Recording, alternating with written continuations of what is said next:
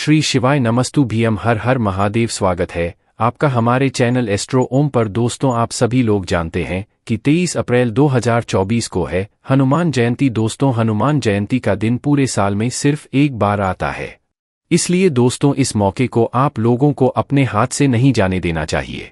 अब आप लोग ये भी कहोगे कि भाई इस दिन में ऐसा क्या खास है, तो दोस्तों आप सभी लोग जानते हो कि भगवान शिव जी को प्रसन्न करने के कुछ बहुत ही बड़े और विशेष दिन होते हैं, जिनमें से एक दिन दोस्तों हनुमान जयंती का भी है।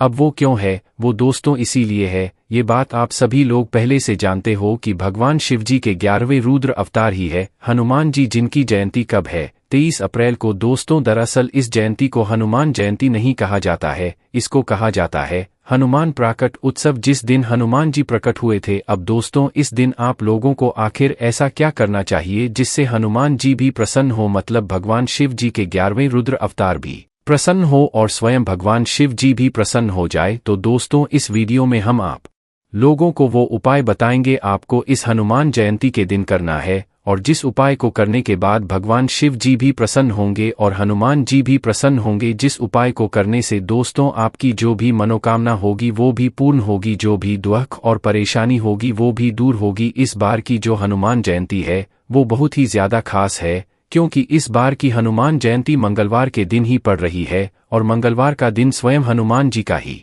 होता है। इसलिए दोस्तों ये दिन बहुत ही बड़ा और विशेष है। इस दिन को आप लोगों को अपने हाथ से बिल्कुल भी नहीं देना चाहिए। तो चलिए दोस्तों हम लोग जानते हैं कि आपको इस हनुमान जयंती के दिन कैसे हनुमान जी को प्रसन्न करना है और अपने काम में सफलता पाना है या अपनी मनोकामना पूर्ण करवाना है। साथ ही में इस हनुमान जयंती के दिन आपको भगवान शिव जी को कैसे प्रसन्न करना है, तो उपाय जो है वो हम आपको बताएंगे। पर उससे पहले हनुमान जयंती से जुड़ी हुई कुछ ऐसी बातें हम आपको बता देते हैं जो कि हर व्यक्ति को, जो कि भगवान में विश्वास करता है, भगवान हनुमान जी को मानता है, भगवान शिव जी को मानता है, उसको जरूर सुननी चाहिए। देखिए, सबसे पहली चीज, हनुमान जयंती के दिन, ये प्राकट उत्सव के दिन आप लोगों को क्या करना है, हनुमान जी की भक्ति आराधना करना है। हनुमान जी की भक्ति आराधना करने के लिए सबसे पहली चीज आपके मन में यही आएगी कि हनुमान चालीसा है ना, क्योंकि हनुमान चालीसा में ऐसे ऐसे शब्द होते हैं जिन शब्दों से हनुमान जी हमसे प्रसन्न होते हैं। भले ही वो शब्द हमें समझ ना आते हो, पर उन शब्दों से भगवान हनुमान जी प्रसन्न हो जाते हैं। तो इसीलिए दोस्तों जो भी यह वीडियो देख रहा हो वो हनुमान जयंती के दिन सुबह सुबह जल्दी स्नान करके हनुमान जी की भक्ति में लग जाना। जी की भक्ति में कैसे लगोगे, अपने ही घर के पूजा मंदिर में, जहां पर आपके घर में भगवान जी विराजित हैं, वहां पर आना। वहां पर आने के बाद सबसे पहले आप हनुमान जी की कोई एक तस्वीर, मूर्ति जो भी हो वो आप अपने सामने रखना। उसके बाद में इस मूर्ति की जो है आप लोग पहले पूजन करना। पूजन करने के बाद जो है आप लोग अपने आसन लगाकर जो है हनुमान चालीसा का पाठ करना। देखो, वैसे हनुमान चालीसा के आप बहुत सारे लोग प्रश्न करेंगे कि कितने पाठ हमें हनुमान जयंती के दिन करना चाहिए। तो देखो, हम यहाँ पर आपसे बस इतना ही कहेंगे कि आपकी जितनी क्षमता उतने हनुमान चालीसा के पाठ कीजिए। पर जो भी हनुमान चालीसा का पाठ कर रहे हैं वो सही तरीके से कीजिएगा, इस बात का आप लोग ध्यान रखिएगा।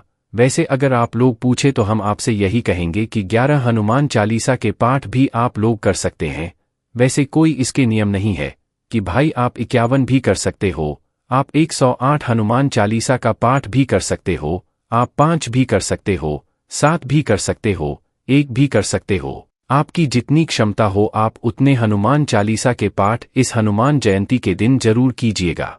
इससे होगा क्या, भगवान हनुमान जी बल प्रदान करेंगे, आपको शक्ति प्रदान करेंगे, और आपकी जो भी जीवन में दुख और परेशानी आ रही होंगी ना, वो अपने आप ही दूर हो जाएंगी इस हनुमान चालीसा के पाठ से। क्योंकि इस हनुमान चालीसा में ऐसे ऐसे शब्द होते हैं जो भले ही आपको समझना है, पर वह हनुमान जी समझ जाते हैं और आपके जीवन से दुख और परेशानियों को अपने आप दूर भी कर देते हैं।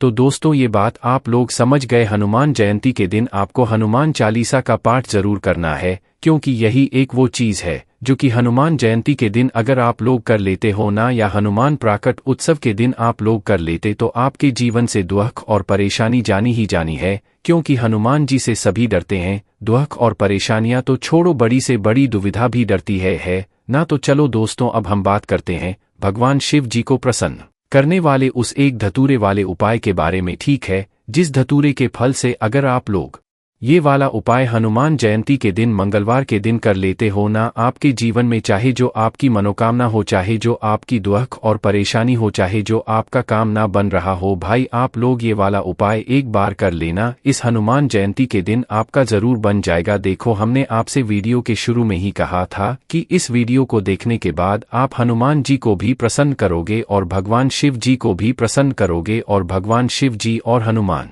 जी को अलग अलग नहीं है, भगवान शिव जी के ही 11वें रुद्र अवतार हनुमान जी यहाँ पर कहे जाते हैं। ठीक है, तो इसीलिए अब हनुमान जी को तो आपने प्रसन्न कर लिया। अब इसी दिन जो है आप भगवान शिव जी को कैसे प्रसन्न करोगे, अपनी मनोकामना को कैसे पूर्ण करोगे, तो देखो उसके लिए एक धतूरे के फल वाला उपाय है जो कि हम आपको इस वीडियो में समझाते हैं। तो देखो, सीधी सी बात है, एक धतूरे फल वाला उपाय है, तो सीधी सी बात, एक बात तो आपको समझ आ रही होगी कि इस उपाय में हमें एक धतूरे की आवश्यकता पड़ेगी। धतूरा आप सभी लोग जानते हो कि बहुत जहरीला होता है और ये शिव जी पर चढ़ता है। वो धतूरा होता है जिसके गोलम गोल में कांटे लगे हुए होते हैं, है ना। तो आपको मात्र एक धतूरा लेकर आना है। किस दिन? हनुमान जयंती के दिन, वो भी सुबह सुबह प्रातःकाल। ये वाला उपाय सुबह सुबह होगा और इस वाले उपाय को घर में से जो एक बड़ी माता बहन होगी वह माता बहन कर सकती है, जिससे कि उसके पूरे घर परिवार को इस उपाय को करने का फल मिल सकता है। साथ ही अगर घर की बड़ी माता बहन इस वाले उपाय को ना कर पा रही हो किसी भी कारणवश, तो उस जगह पर फिर घर का कोई बड़ा व्यक्ति भी इस वाले उपाय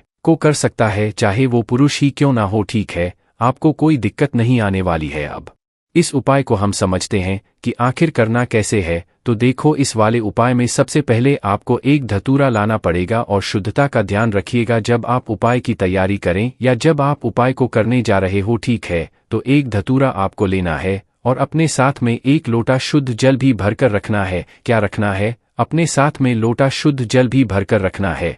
तो एक धतूरा और एक लोटा जल लेकर आपको अपने ही घर के पास में जो भी शिव मंदिर हो, शिव मंदिर जहां पर शिवालय हो, शिव जी की शिवलिंग विराजित हो, आप लोगों को वहां पर पहुंच जाना है। देखो, इन दोनों पूजन सामग्रियों के अलावा या इन दोनों उपाय सामग्री के अलावा जो भी आप पूजन करना चाहते हैं भगवान शिव जी की, वो पूजन सामग्री भी आप लोग लेकर जा सकते हैं। पर एक धतूरा और जो एक लोटा जल है वो आप लोगों को उपाय की सामग्री में ही लेकर जाना है। इसके अलावा जो आप पूजन सामग्री करना चाहते हैं, पूजन करना चाहते हैं, वे आप सामग्री लेकर जा सकते हैं। तो सबसे पहले आप भगवान शिव जी के मंदिर पहुंचिएगा। मंदिर पहुंचने के बाद भगवान शिव जी के दर्शन करिएगा। दर्शन करने के बाद आप शिव जी के शिवलिंग के पास में बैठ सकते हैं। अब दोस्तों, यहाँ पर हम आपको एक बात बता दें कि आप इस उपाय को जितना जल्दी सुबह हो सके उतना जल्दी करने की कोशिश करना। बाकी 10, 11, 12 बजे तक भी अगर उपाय करोगे तो भी कोई दिक्कत वाली बात नहीं है। इस उपाय को आप शाम के समय प्रदूषण में नहीं कर पाओगे, क्योंकि इस उपाय में हमें शिवजी के शिवलिंग के ऊपर जल चढ़ाना है। तो जैसे ही आप लोग शिवजी के मंदिर में प्रवेश करते हो, भगवान का आशीर्वाद लेते हो, उसके बाद शिवलिंग के पास में आप लोगों को बैठ जाना है।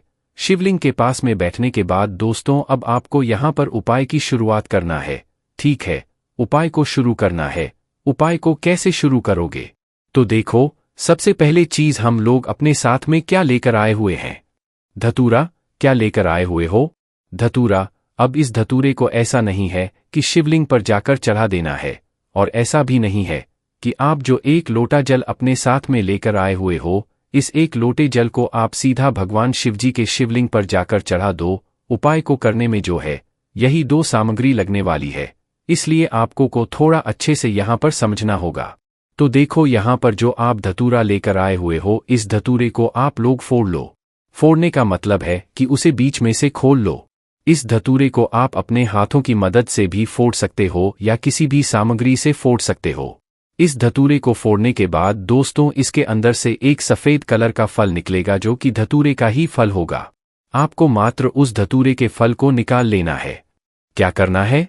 निकाल लेना है।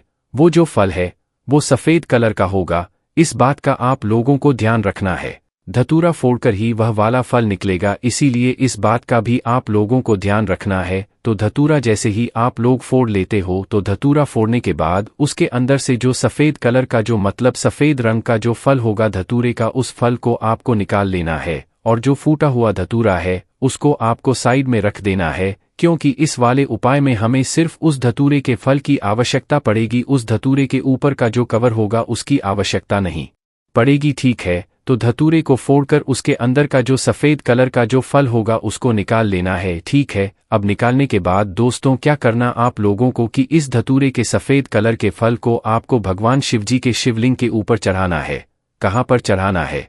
भगवान शिव जी के शिवलिंग के ऊपर चढ़ाना है इस धतूरे के फल को। सबसे पहले अब आप ये मत कहना कि भाई पहले हम जल चढ़ाएंगे या पहले हम उपाय की सामग्री चढ़ाएंगे। तो पहले आपको जल नहीं चढ़ाना है, पहले आपको यही धतूरे का फल शिवलिंग के ऊपर चढ़ाना है।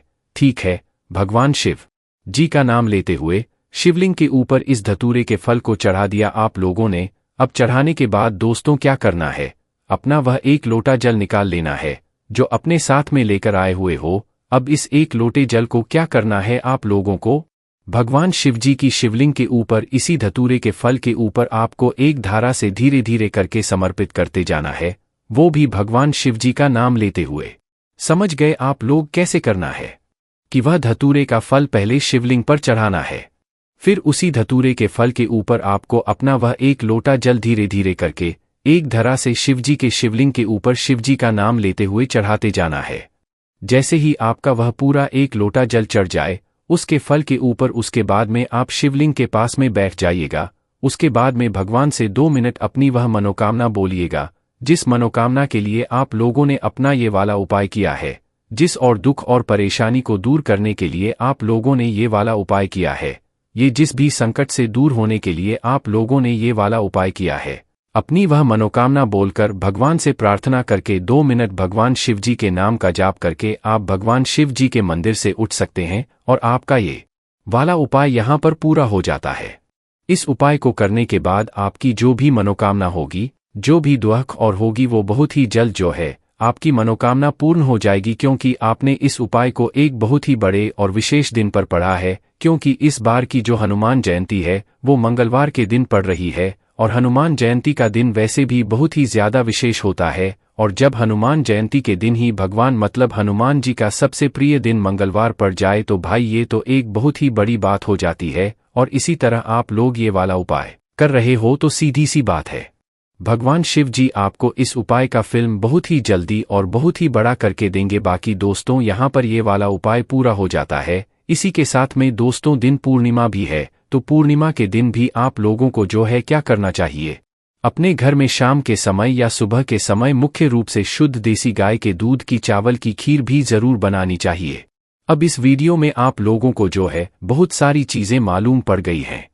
इस दिन आप लोग भगवान शिव जी को आसानी से प्रसन्न कर पाओगे, अपने जीवन सुख और परेशानियों को बहुत आसानी से दूर कर पाओगे। तो उसके लिए सबसे पहले आप अपने घर में सुबह या शाम कोई भी एक टाइम तो विशेष रूप से अपने घर में चावल की शुद्ध देसी गाय की दूध की खीर जरूर बनाइएगा और उस खीर को पहले अपने घर में जो लड्डू गोपाल होंगे उनको भोग लगाइएगा। पूर्णिमा के दिन जिस घर में खीर बनती है वहीं उस घर में कभी लड़ाई झगड़ा नहीं होता है, सुख और शांति बनी रहती है। तो शुद्ध देसी गाय के दूध की चावल की खीर बनाकर उसको थोड़ा सा निकालकर लड्डू गोपाल को और अपने घर में सभी भगवानों को भोग लगाकर फिर उस खीर को आप घर के सभी सदस्य खाना आप खुद खाओगे कि भाई उस खीर का जो स्वाद था वो बहुत ही अलग था और उसमें भगवान का जो है आशीर्वाद भी यहाँ पर छिपा हुआ था और आपके घर में सुख और शांति भी बनी रहेगी। क्योंकि पूर्णिमा के दिन आप इस खीर का भगवान को भोग भी लगा रहे हैं और इसको जो है अपने घर परिवार के सभी सदस्य जनों में ग्रहण भी करा रहे हैं। बाकी दोस्तों यहाँ पर ये वाला उपाय पूरा हो जाता है। इस उपाय को करने में अगर आपको कोई भी दिक्कत, समस्या, परेशानी आती है तो उसे आप हमसे कमेंट करके पूछ सकते हैं। हनुमान जयंती से जुड़ी हुई हमने आपको सारी जानकारी दे दी है। बाकी दोस्तों इस उपाय करने में अगर आपको कोई भी दिक्कत समस्या आती है तो कमेंट करके पूछ सकते हैं। श्री शिवाय नमस्तु भीम, हर हर महादेव।